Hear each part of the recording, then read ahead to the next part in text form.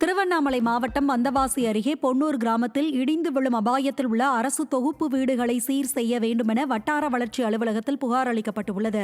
வீடுகள் அர்ப்பணிக்கப்பட்ட நாள் முதலே தரமற்ற முறையில் உள்ளதாக புகார் அளித்தும் அப்போதைய மாவட்ட திட்ட இயக்குநர் முறையாக ஆய்வு செய்யவில்லை என குற்றம் சாட்டப்படுகிறது. தற்போது உடைந்து விழுந்த சிமெண்ட் பூச்சு பாகங்களை கையில் ஏந்தி கொண்டு வட்டார வளர்ச்சி அலுவலகத்தில் புகார் அளிக்கப்பட்டுள்ளது. புகார் மீது நடவடிக்கை இல்லை என்றால் அலுவலகத்தில் குடியேறும் போராட்டத்தில் ஈடுபடுவோம் என எச்சரிக்கை விடுத்துள்ளனர். இன்னைக்கு 32 வீடுகளுக்கு மேல இடிகிற கண்டிஷன்ல வீரல் விட்டு அந்த பாத்ரூம்கள்லாம் கழிப்பறையெல்லாம் இன்னைக்கு விரிஞ்சு அடைந்தும் அந்த செவறுகள்லாம் வீழ்ந்து இருக்கு. அதே போல இந்த குழந்தைங்களை வச்சுக்கிட்டு அந்த படிக்கிற பசங்கள்லாம் அங்க பள்ளி மாணவர்கள்லாம் இருக்காங்க. திடீர்னு பிரச்சனை இருக்கும் போதும் இரவு நேரத்துல அந்த மேலுடைய சிவிலிங் அப்படி கீழே வீழுது. நீங்க ஆய்வுக்கு உட்படுத்தாம இந்த இருக்கக்கூடிய ஆட்சியும் சரி, இப்போ புதிதாக மாறி இருக்கக்கூடிய தாவேகா ஆட்சி உடனடியாக அரசாங்க அதிகாரிகளுக்கு நேரடியாகவே எல்லா விஷயங்களும் மனு உடனே 15 நாட்களுக்குள்ள தீர்வு காணணும்னு சொல்லியிருக்காங்க. அன்பான ஒரு வேண்டுகோளா வைக்கிறேன். இந்த மாவட்ட ஆட்சியர் அந்த பொன்னூர் கிராமத்துக்கு பழங்குடி மக்கள் வசிக்கக்கூடிய அந்த இடத்துக்கு உடனடியாக ஆய்வு செய்து அந்த ஒப்பந்ததாரர் யாரோ, அதே போல அன்னைக்கு இருந்த யாரோ அவங்க மேல நடவடிக்கை எடுக்கணும் என்று நாங்கள் தாழ்மையுடன் கேட்டுக்கொள்கிறோம். இல்லை என்றால் வர 1 மாதம் வரைக்கும் டைம் கொடுத்துருக்கோம். அப்படி இல்லைன்னா இந்த தெல்லார் ஊராட்சிய ஒன்றிய அலுவலகத்துல நாங்க மொத்த பழங்குடி மக்களோட அந்த 52 குடும்பத்தோட குடியேறும் போராட்டம் நடத்தும் என்று இதுல நாங்க தெரிவிச்சுக்கிறோம். சுய உதவிக்குழு பெண்களுக்கு கடன் தருவதாக கூறி பல கோடி ரூபாய் மோசடி செய்த ஆப்ரோ தொண்டு நிறுவனம் மீது நடவடிக்கை எடுக்க கோரி திண்டுக்கல் ஆட்சியர் அலுவலகத்தில் பெண்கள் மனு அளித்தனர். திண்டுக்கல், மதுரை மாவட்டங்களை சேர்ந்த 50க்கும் மேற்பட்ட பெண்கள் திரண்டு வந்து இந்த மனுவை அளித்தனர். 10 ஆண்டுகளுக்கு முன்பு கட்டிய முன்பணத்தை மீட்டுத் தர வேண்டும் என்றும், தொண்டு நிறுவனர் ஜேசுதாஸ் உள்ளிட்டோர் மீது காவல்துறை நடவடிக்கை எடுக்க வேண்டும் என்றும் அவர்கள் வலியுறுத்தியுள்ளனர். சிவகங்கை மாவட்டம் புதுவயல் பேரூராட்சி 1வது வார்டில் அமைக்கப்பட்டு வரும் கழிவுநீர் சுத்திகரிப்பு நிலையத்திற்கு எதிர்ப்பு தெரிவித்து பொதுமக்கள் மாவட்ட ஆட்சியர் அலுவலகத்தை முற்றுகையிட்டனர். குறிப்பாக சுத்திகரிப்பு நிலையத்தால் நோய் தொற்று மற்றும் விவசாய கண்மாய்களுக்கான நீர்வரத்து பாதிக்கப்படும் என குற்றம் சாட்டும் பொதுமக்கள் இத்திட்டத்தை வேறு இடத்திற்கு மாற்றிட மாவட்ட ஆட்சியர் அலுவலகத்தில் மனு அளித்தனர். இந்த திட்டம் எங்களுக்கு நாங்கள் வேண்டான்னு சொல்லலை. இந்த திட்டம் போடுறதுக்கு இன்னும் 22 ஏக்கர் இருக்குது இந்த புதுவயல் பேரூராட்சியில். அங்கே தான் கொண்டுட்டு போச்சுறோமே தவிர இது பொதுமக்கள் வாழ்கிற இடத்துல கொண்டாடுறது, பிள்ளையெல்லாம் இருக்குது, வாழ்கிற இடத்துக்கு கொண்டாடக்கூடாதுங்கிறது தான் எங்களுடைய கோரிக்கை. தயவுசெய்து அரசாங்கம் இதில் தலையிட்டு உடனடியாக அந்த இதை நிறுத்தி வேற ஒரு இடத்த தேர்வு செய்து பண்ணுற மாதிரி ஒரு தாழ்மையிடுங்க. தூத்துக்குடி மாவட்டம் ஸ்ரீவைகுண்டம் அருகே புதுக்குடியில் டாஸ்மாக் கடையில் வழங்கப்பட்ட மது பாட்டிலில் ஈ இருந்ததால் மதுப்பிரியர் அதிர்ச்சியடைந்தார். ஆதிச்சநல்லூரைச் சேர்ந்த மதுப்பிரியர் ஒருவர் டாஸ்மாகில் தான் வாங்கிய மது பாட்டிலை திறந்து பார்த்தபோது அதில் ஈ ஒன்று இறந்த நிலையில் மிதந்துள்ளது. இதுகுறித்து அவர் முறையிட்ட போது ஊழியர்கள் உரிய பதில் அளிக்கவில்லை என சமூக வலைதளங்களில் அவர் பதிவிட்ட வீடியோ காட்சிகள் பரவி வருகிறது. விழுப்புரம் மாவட்டத்தில் உள்ள 1288 ஏரிகள் மற்றும் நீர்நிலைகளில் உள்ள சீமை கருவேல மரங்களை அகற்ற விவசாயிகள் கோரிக்கை விடுத்துள்ளனர்.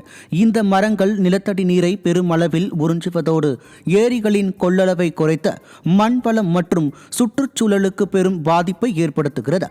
இதனால் ஏரியை சுற்றியுள்ள கிணறுகள் வறண்டு நிலத்தடி நீர்மட்டமும் நீரின் சுவையும் மாறுபடுவதாக விவசாயிகள் குற்றம் சாட்டுகின்றனர். இந்த சீமை கருவேல மரங்களை தமிழக அரசு போர்க்கால அடிப்படையில் விரைந்து அகற்ற நடவடிக்கை எடுக்க வேண்டும் என வலியுறுத்தியுள்ளனர். சென்னை கோடம்பாக்கத்தில் 2 பேரை தாக்கி பணத்தை வழிப்பறி செய்த ஆட்டோ ஓட்டுநர் கைது செய்யப்பட்டார். அவ்வழியாக இருசக்கர வாகனத்தில் சென்ற 2 பேரை வழிமறித்து பணம் கேட்ட ஆட்டோ ஓட்டுநர் தர மறுத்ததால் ஆத்திரமடைந்த இருவரையும் தாக்கியுள்ளார். மேலும் அவர்கள் வைத்திருந்த 7,650 ரூபாய் பணத்தை வழிப்பறி செய்துள்ளார். இதுகுறித்த புகாரின் பேரில் வழக்கு பதிவு செய்த போலீசார் விமல்ராஜ் என்ற ஆட்டோ ஓட்டுநரை கைது செய்து சிறையில் அடைத்தனர். கள்ளக்குறிச்சி மாவட்டம் திருக்கோவிலூர் பெரிய ஏரியின் சாலையோர பகுதியில் பிறந்து ஒரே நாளே ஆன ஆண் குழந்தையின் சடலம் கட்டப்பையில் வீசப்பட்டு கிடந்த சம்பவம் பெரும் அதிர்ச்சியை ஏற்படுத்தியுள்ளது. அந்த வழியாக சென்றவர்கள் கொடுத்த தகவலின் பேரில் சம்பவ இடத்திற்கு விரைந்த திருக்கோவிலூர் போலீசார் குழந்தையின் உடலை மீட்டு பிரேத பரிசோதனைக்காக கள்ளக்குறிச்சி மருத்துவக் கல்லூரி மருத்துவமனைக்கு அனுப்பி வைத்தனர். திருப்பத்தூர் திருப்பத்தூர் மாவட்டம் ஆம்பூர் அருகே கட்டி முடிக்கப்பட்டு 7 ஆண்டுகள் ஆகியும் அங்கன்வாடி மைய கட்டிடம் திறக்கப்படாததால் பொதுமக்கள் கவலையடைந்துள்ளனர். ராளக்குத்தூர் பகுதியில் புதிய கட்டிடம் திறக்கப்படாததால் 20க்கும் மேற்பட்ட குழந்தைகள் பாதுகாப்பற்ற வனக்குழு படிப்பகத்தில் படித்து வருகின்றனர். இந்த வளாகத்தை சுற்றி சமூக விரோத செயல்கள் நடப்பதாகவும் அண்மையில் போதைப் பொருளை குழந்தை ஒன்று விழுங்கிய விபரீதத்தை சுட்டிக்காட்டும் பெற்றோர் உடனடியாக அங்கன்வாடி மையத்தை திறக்க கோரிக்கை வைத்துள்ளனர்.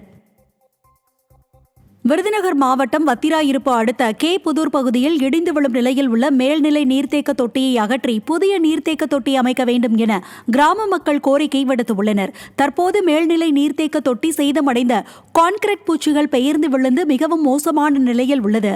அசம்பாவிதம் ஏற்படும் முன் மாவட்ட நிர்வாகம் உரிய நடவடிக்கை எடுக்க வேண்டும் என கிராம மக்கள் கோரிக்கை வைத்துள்ளனர். திருவண்ணாமலை செய்யாறு அரசு மாவட்ட தலைமை மருத்துவமனையில் 2வது தளத்தில் உள்ள மகப்பேறு வார்டில் டைல்ஸுகள் முற்றிலும் உடைந்து சேதமடைந்துள்ளன. இதனால் சிகிச்சை பெறும் நோயாளிகள், மகப்பேறு தாய்மார்கள் மற்றும் மருத்துவர்கள் நடந்து செல்லும் போது நிலை தடுமாறி கீழே விழும் அவல நிலை ஏற்பட்டுள்ளது. இதுகுறித்து மாவட்ட நிர்வாகத்திடம் பலமுறை புகார் அளித்தும் நடவடிக்கை இல்லை என குற்றம் சாட்டும் பொதுமக்கள் விபரீதம் ஏதும் நடப்பதற்குள் உடனடியாக டைல்ஸுகளை சீரமைக்க வேண்டும் என கோரிக்கை வைத்துள்ளனர். கோவை மாவட்டம் பொள்ளாச்சியில் போலி ஆவணங்களை வைத்து அனுமதியின்றி நர்சிங் கல்லூரி தொடங்கி மாணவர் சேர்க்கையில் ஈடுபட்டதாக புகார் எழுந்துள்ளது. ஜோதி முருகன் என்பவர் கட்டிடத்தை வாடகைக்கு எடுத்து அதன் உரிமையாளர்களை அடியாட்களை வைத்து மிரட்டியதாகவும் கூறப்படுகிறது. பாதிக்கப்பட்ட உரிமையாளர்களின் புகாரை தொடர்ந்து பொள்ளாச்சி வட்டாட்சியர் தலைமையிலான குழுவினர் அந்த கல்லூரியில் அதிரடி ஆய்வு மேற்கொண்டு கல்லூரியை காலி செய்ய உத்தரவிட்டனர். பறிமுதல் செய்யப்பட்ட ஆவணங்கள் போலியானது என தெரிய வந்ததால் கடும் நடவடிக்கை எடுக்கப்படும் என எச்சரிக்கப்பட்டுள்ளது.